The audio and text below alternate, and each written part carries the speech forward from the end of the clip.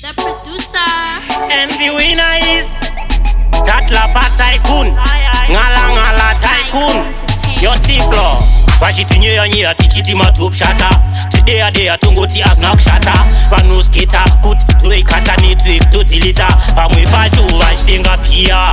Nekutika vanusia. Kutika na tisusu tia. Tuchia faster faster. Nekuti kunyarara kusipusa. Tepchi vaonavo tepchi vazumavo. Kupusa kusi kunyarara chiso vanhu vaya vatanga. Tepchi vaonavo tepchi vazumavo. Tingetchi vaonavo tepchi vazumavo. Tongoti chiso vanhu vaya vatanga. Ndikati tepchi vaonavo tepchi vazumavo. Tingetchi vaonavo tepchi vazumavo. Tongoti chiso vanhu vaya vatanga.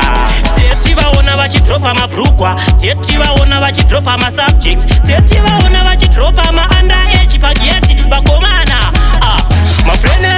My friends fake. Nyebra kutida nema. Kunyebra kutipika nema. Tusandote fake turi kuzikana. Tepchi vaona vachichachura. Tepchi vaona vachimerura.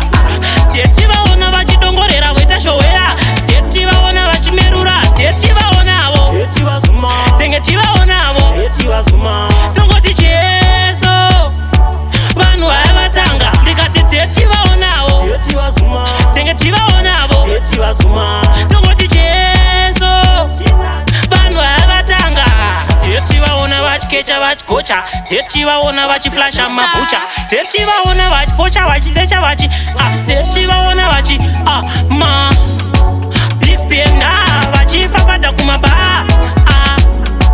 Sikumba vana varara nenzara. Tepchi vaona vachienda kumba kwa my junior kunotaimira my junior.